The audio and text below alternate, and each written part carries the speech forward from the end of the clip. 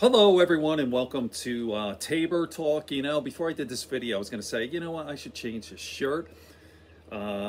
American Arrogance. This is one of my old tap out shirts. That company back then, it was just funny stuff. But I look like a mega deplorable, and I even have my, look at this, I got camouflage shorts on and everything. So anyway, I may look like one, but I'm definitely not, as you know, if you watch my videos. So, getting right into this, wow, Christie is actually kind of surging, which is kind of interesting. If you look at the national numbers, still way down there. But if you go state by state, he is actually in New Hampshire.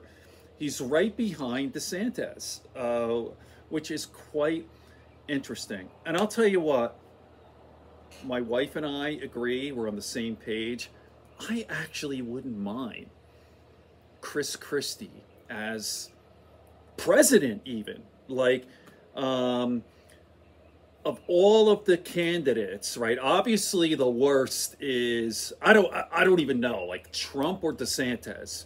They're both very, very dangerous in different ways.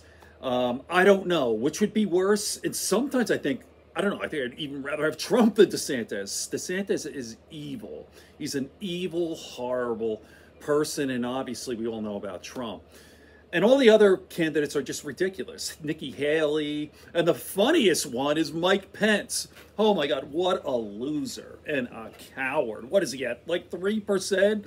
I mean, it's absolutely preposterous. I'm like, dude, Pence, you're not going to win. You have no chance. Even if Trump is indicted or he's in prison or something, it's not you who's going to get it or get the nomination. It's going to be DeSantis, right? So, Pence, man, you're such a coward, pusillanimous. I've done videos on Pence, the most cowardly candidate, like in the history of politics.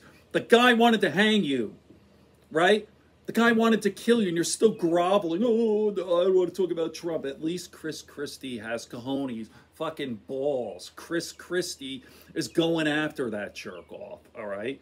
So I'll say this about Christie. Although I don't agree with him on everything, probably most things, the guy is very talented. Very talented. He's a lawyer. Obviously, we know this, and he's a skilled debater. Like, I'm telling you, I think he would do quite well against all the other kids, Trump and all that, with the insults and all that. I think Christie would handle him just fine, right? So it is interesting how, with cult leaders, the Trump cult, like Trump keeps going after below the belt, like calling him fat, like a fat guy, like, bro, like Trump is a fat guy calling another guy fat, the kettle black. It's so ridiculous how he's able to get away with all this stuff. It's just nuts. Now you might argue Christie is more fat. I mean, that's a fair argument. But the bottom line is you're a fat, out of shape guy. Trump calling another heavy. It's so childish and stupid and ridiculous. So let me play a little bit of this from Kulinski.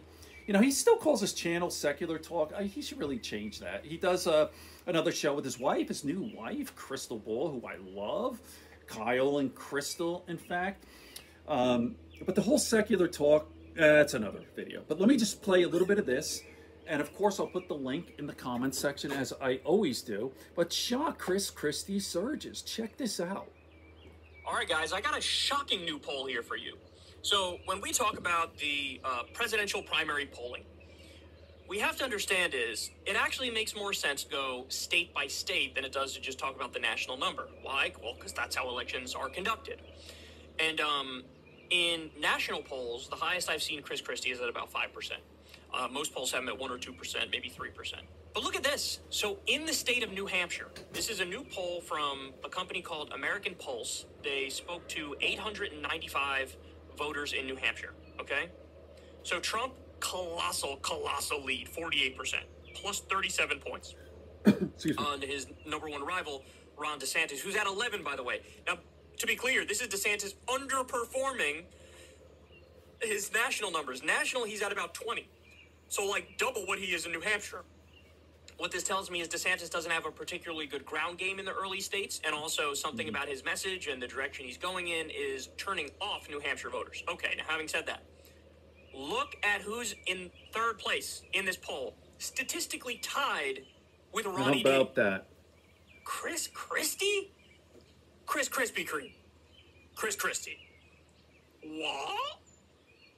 Okay, I mean, look, that's a stunning number. Chris Christie being at 10% is a stunning number. Now, let's not get ahead of ourselves here.